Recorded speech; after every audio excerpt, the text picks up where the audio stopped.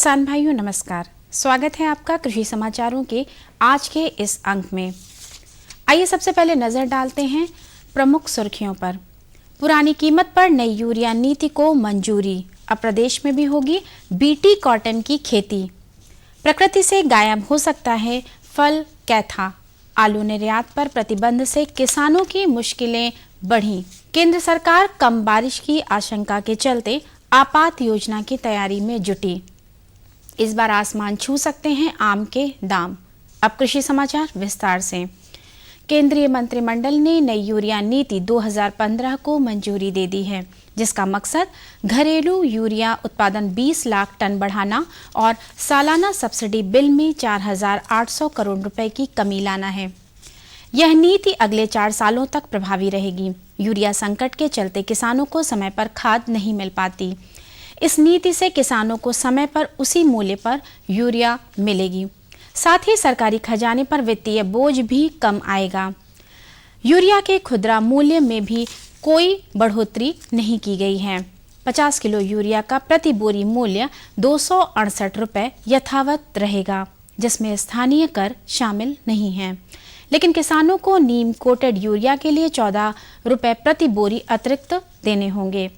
अब प्रदेश में BT cotton की खेती की तैयारी सरकार ने प्रदेश के कृषि विश्वविद्यालयों व शोध संस्थानों के वैज्ञानिकों के साथ साथ संबंधित विभागों के शीर्षस्थ अधिकारियों व किसान यूनियनों के प्रतिनिधियों के साथ संयुक्त बैठक कर पहला पड़ाव पार कर लिया है। सूत्रों का दावा है कि बीटी कॉटन की खेती का प्रबल विरोध करने वाले किसान नेता भी अब प्रदेश में इसकी खेती के लिए कुछ शर्तों के साथ तैयार हैं। बीटी कॉटन कपास की वह प्रजाति है जिसमें बैसिलस थुरांसिस नामक बैक्टीरिया के जीन को कॉटन के जीन में शामिल कर दिया जाता है। यह बैक्टीरिया मिट्टी में पाया जाता है। इस प्रजाति में रोग प्रतिरोधक क्षमता काफी अधिक होती है। औषधि फल कैथा अब विलुप्त होने की कगार पर है। अब यह बागों और जंगलों से खत्म हो रहा है। इसमें प्रोटीन, कार्बोहाइड्रेट, वसा, कैल्शियम, फास्फोरस और आयरन की मात्रा सबसे अधिक पाई जाती है। इसी कारण इसे औषधि फल माना जाता है। यह डायरिया और गले में खराश से निजात पाने के लिए काफी उपयोगी होता है। गांव में लोग इसकी चटनी और अचार भी बनाते हैं। लगातार बढ़ती आबादी और तेजी से हो रहे शहरीकरण के कारण इनमें से कई पेड़ों का अस्तित्व खत्म हो रहा है।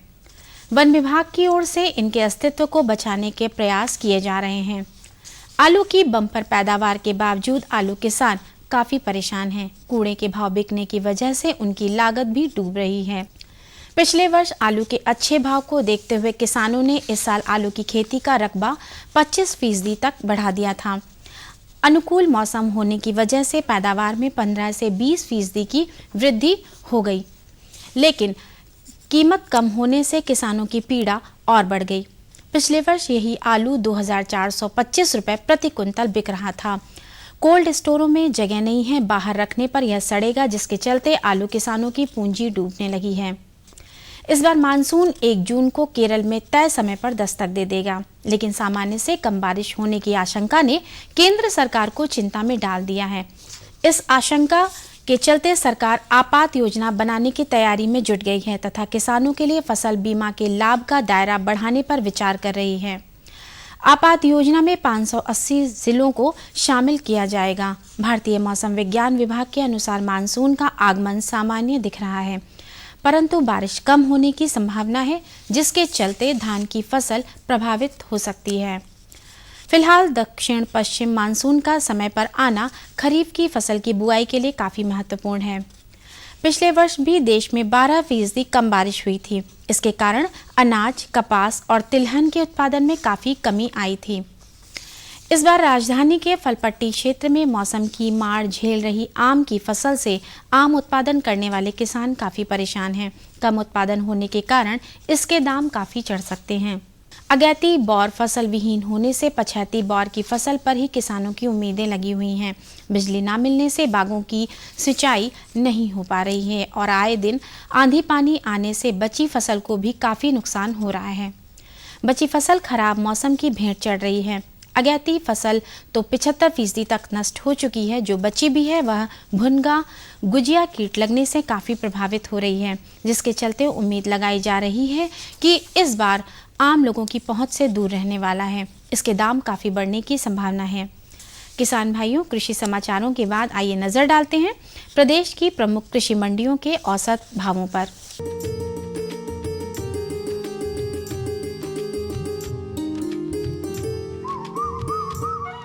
गेहूं फैजाबाद में 1455 रुपए प्रति क्विंटल, गाजियाबाद में 1456 रुपए प्रति क्विंटल, सीतापुर में 1450 रुपए प्रति क्विंटल, झांसी में 1455 रुपए प्रति क्विंटल।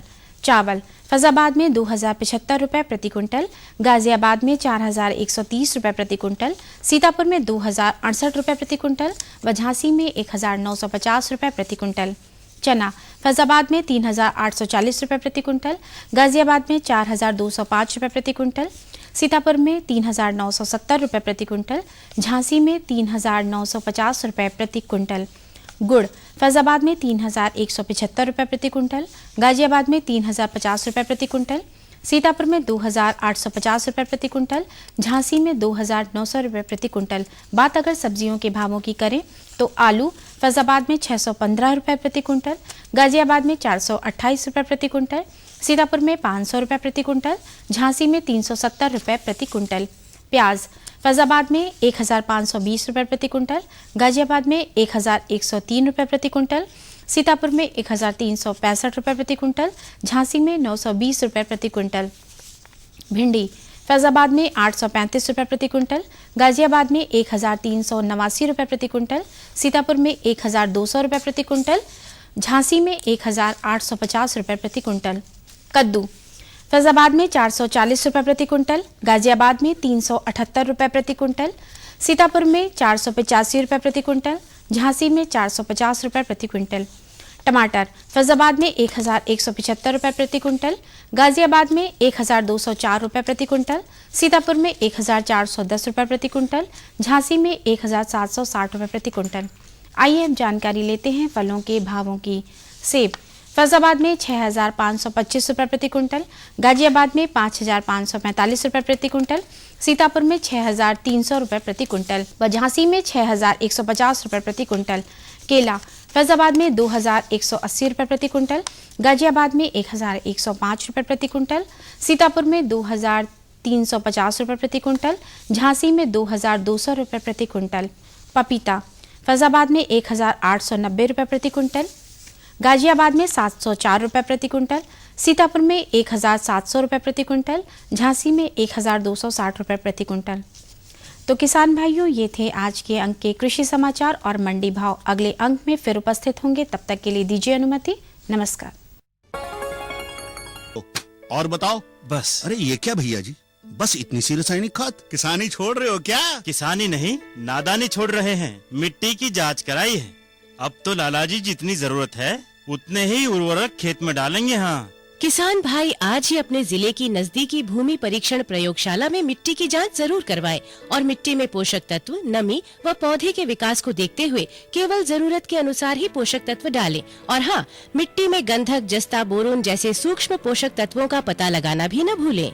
उर्वरक और जैविक खाद के सही उपयोग से भूमि का उपजाऊपन बनाए रखें, उत्पादकता बढ़ाएं, खर्चा घटाएं और बहुमूल्य विदेशी मुद्रा बचाने में भी सहयोग दें। और हाँ, धीमी गति से नाइट्रोजन उपलब्ध कराने वाले उर्वरकों जैसे नीम लेपित यूरिया को प्राथमिकता दें और यूरिया का पत्तों पर छिड़काव करें। अरे वाह, तू तो सचमुच समझदार हो गया रे। अधिक जानकारी के लिए संपर्क करें जिला कृषि अधिकारी या किसान कॉल सेंटर। अम्मा खाना दे दो ना। सबर कर गोलू, अभी दाल नहीं गली है। तू फिक्र ना कर गोलू की अम्मा, अब की बार अपनी दाल खूब गलेगी। क्या मतलब जी? अब की बार NFSM के तहत दाल की पैदावार को बढ़ाने के तरीकों को दिखाने के लिए देश में 1000 क्षेत्र चुने गए हैं, जिसमें हमारा इलाका भी आ गया है। पर इससे हमें क्या फायदा? हमें 5 एकड़ खेती के लिए खाद और कीटनाशक के अलावा बढ़िया बीजों की एक मिनी किट भी मिलेगी। इतनी दाल का करेंगे क्या जी? अरे भगवान, सरकार ने दलहन का समर्थन मूल्य भी खूब बढ़ा दिया है और इनकी खरीद का भी पूरा इंतजाम कर लिया है। इससे आमदनी बढ़ेगी और फिर हमारा गोलू अच्छे स्कूल में जाकर के कृषि वैज्ञानिक बनेगा। हाँ शामू भैया, सरकार कह रही है पूर्वी भारत में भी दूसरी हरित क्रांति आएगी। अरे ये तो पंजाब और हरियाणा में हुआ था, यहाँ तो अनाज की पैदावार अब भी कम है। सरकार की बातों में कुछ तो दम होगा। आखिर यहाँ बारिश 3 गुना होती है।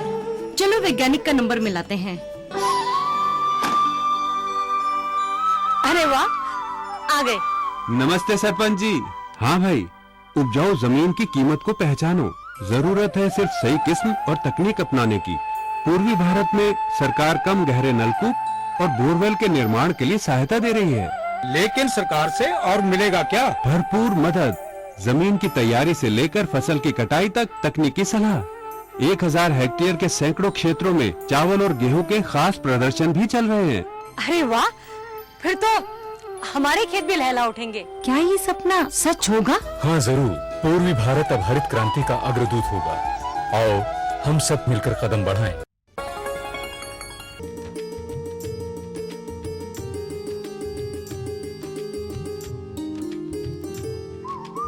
किसान भाइयों नमस्कार। सभी दर्शकों का स्वागत है आपके अपने कार्यक्रम कृषि दर्शन में।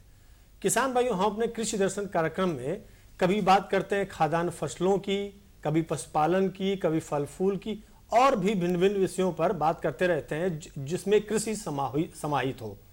आज हम बात करेंगे कुछ विशेष हटके मेवा की, चिरौंजी की खेती कैसे की जाए।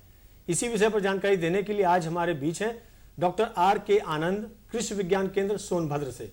डॉक्टर साहब, आपका स्वागत है हमारे कार्यक्रम कृषि दर्शन में। डॉक्टर, जैसा कि आज का विषय है चिरौंजी की खेती, तो मैं आपसे पूछना चाहूंगी हमारे किसान भाई चिरौंजी की खेती आखिर करे क्यों? देखिए, हमारे किसान भाई चिरौंजी की खेती करके बहुत अच्छा लाभ प्राप्त कर सकते हैं, क्योंकि चिरौंजी की जो वृक्ष हैं जंगलों से धीरे धीरे समाप्त होते जा रहे हैं और हमारे किसान भाई को अपना नहीं पा रहे हैं। यदि हमारे किसान भाई बागवानी के रूप में या कृषि वानिकी के रूप में चिरौंजी वृक्षों का रोपण करें तो हमारे किसान भाई बहुत अच्छा आर्थिक लाभ प्राप्त कर सकते हैं। इसके अलावा हमारे किसान भाई चिरौंजी पैदा करके, इस तरह ये चिरौंजी का जो ड्राई फ्रूट है चिरौंजी पैदा करके बहुत अच्छा आर्थिक लाभ प्राप्त कर सकते हैं, तथा इसके साथ ही साथ जो वृक्ष विलुप्त होते जा रहे हैं हम उसको जो है अपना करके विलुप्तता से उसको बचा सकते हैं, तथा साथ ही साथ पर्यावरण के संतुलन में योगदान कर सकते हैं। जी डॉक्टर, जब चिरौंजी इतनी ज़रूरी है तो इसके उत्पादन के लिए जमीन कैसी हो, समय कैसा हो, थोड़ा सा ये भी बताइए हमारे किसान भाइयों को। देखिए, चिरौंजी के उत्पादन के लिए हमारा जो बुंदेलखंड एवं विंध्य क्षेत्र का जो क्षेत्र है इसमें लाल मिट्टी पाई जाती है। तो इस लाल मिट्टी में वहाँ और उस तरह की जलवायु मौसम में हमारे किसान भाई चिरौंजी की खेती कर सकते हैं। चिरौंजी चूंकि एक वृक्ष होता है, आम के कुल का वृक्ष है, लगभग आम से थोड़ा छोटा वृक्ष है, और उस वृक्ष से जो फल होता है, फल के अंदर बीज होता है, बीज से चिरौंजी प्राप्त होती है। तो कुछ जो ये बीज होता है, बीज क्या कुछ इस तरीके का है जो ये रखा हुआ है यहाँ जी जी जी जी हमारे किसान भाई उसके फल से ये बीज उसका प्रोसेस करके उसके हाथ से 2-3 दिन भिगो करके हाथ से रगड़ करके बीज प्राप्त कर सकते हैं। तो ये पूरा फल है कि ये बीज? ये बीज है। ये बीज है और इससे कैसे निकालते हैं, कैसा? जी, इसके लिए हमारे किसान भाई मई के द्वितीय पखवाड़े में मध्यम आकार के वृक्ष और रोग और कीट मुक्त वृक्षों से वृक्ष के नीचे एक सीट बिछा करके उसमें बीज फल इकट्ठा कर सकते हैं, वृक्ष को हिला करके, और उस फल को 2-3 दिन पानी में भिगो दें। उसके बाद हाथ से मसल करके बीज इकट्ठा कर लें। चूंकि इसके बीज के ऊपर आप देख रहे होंगे एक कठोर आवरण होता है। तो ये कुछ जो कठोर आवरण की बात कर रहे हैं ये कुछ काफी टाइट सा है। जी जी जी जी और वही आवरण, इसमें कुछ टूटे हुए भी हैं। जी जी इसी आवरण की वजह से अंकुरण नहीं हो पाता है, इसलिए इसके लिए उपचार की जरूरत है। सबसे अच्छा ये रहेगा कि हमारे किसान भाई छोटी हथौड़ी से फर्श पे बीज रख करके उस पे हल्का सा चोट करें जिससे कि क्रैक हो जाए, उसमें एक दरार सी आ जाए और बीज में पानी जाने की एक जगह बन जाए। इससे फिर अंकुरण 80 से 85%, कई बार 90-95% तक अंकुरण देखा गया है। तो हमारे किसान भाई कहीं ना कहीं जो इसका बीज होता है उसको अगर थोड़ा सा तोड़ लिया जाए तो अंकुरण का जो मात्रा है वो काफी हद तक बढ़ जाएगी, जमाव का परसेंटेज काफी बढ़ जाएगा। जी जी तो डॉक्टर साहब इसको कैसे लगाएं, मतलब क्या सीधे खेतों में इसकी बुआई कर देते हैं या नर्सरी बनाते हैं, कैसे करते हैं? जी जी, इस खेती करने के लिए हमारे किसान भाई सर्वप्रथम नर्सरी तैयार करें। नर्सरी तैयार करने जिस तरह मैंने उपचार बताया उस तरह से बीज को हल्का सा चोट पहुंचा के दरार बना लें और उस बीज को बड़ी पॉलीथीन की थैली, कम से कम 1 फीट लंबी 4 से 6 इंच चौड़ी पॉलीथीन की थैली लें। उसमें 2 भाग लाल मिट्टी, 1 भाग बालू तथा 2 से 3 भाग सड़ी हुई गोबर की खाद मिला लें करके उसको भर लें। भरने के बाद इसमें बीज की बुआई कर दें। बीज की बुआई का सर्वोत्तम समय है जुलाई के महीना, और बुआई करने के पश्चात उसकी देखरेख करते रहें, उसको छायादार स्थान पर रखें, पानी की निरंतर देखरेख करें। तो इस तरह से यदि हम नर्सरी तैयार करेंगे और एक वर्ष तक उसको पौधशाला में रखेंगे तो 1 वर्ष के बाद ये पौधा वृक्षारोपण के लिए तैयार हो जाता है। लेकिन यदि किसान भाई ऐसी जगह पे इसका रोपण करना चाहते हैं जहाँ पर इसकी जो है भूमि अच्छी नहीं है या किसान भाई कम देखरेख कर सकते हैं, वैसी जगह पर कम से कम 2 वर्ष पुराने पौधों की रोपाई करें। डॉक्टर, रोपाई की बात तो आपने कर ली कि 2 वर्ष पुराने पौधे की रोपाई उसमें कर सकते हैं। जी जी। और नर्सरी की भी आपने बात की कि इसमें मिट्टी ऐसे लगा सकते हैं और ऐसे खाद डाल सकते हैं। जी जी। तो नर्सरी में अमूमन ये होता है कि जिन पौधों की नर्सरी लगती है उसमें कहीं ना कहीं कुछ बहुत रोग आ जाते हैं, कहीं कीट आ जाते हैं, और ये तो फसल ऐसी है जिसमें कि काफी अच्छा लाभ है। तो हम ये जानना चाहेंगे कि ऐसा क्या किया जाए नर्सरी में जिससे किसी भी तरीके कोई समस्या उत्पन्न ना हो? जी जी, इसमें नर्सरी में जो अक्टूबर नवंबर के महीने में कुछ रोग, पत्तियों में एक धब्बा, भूरा धब्बा हो जाता है, कवक जनित रोग है, वो रोग देखा गया है। कई बार कुछ पौधों में छोटे छोटे कीड़े देखे गए हैं, तो इसलिए हमारे किसान भाई इस तरह पत्तियों में भूरा धब्बा आता है तो उसमें कोई भी कवकनाशी कार्बेंडाजिम और मैंकोजेब के मिश्रण को घोल करके उसका छिड़काव कर दें एक बार, उसके बाद दोबारा उसको 15 दिन बाद फिर पुनः छिड़काव कर दें।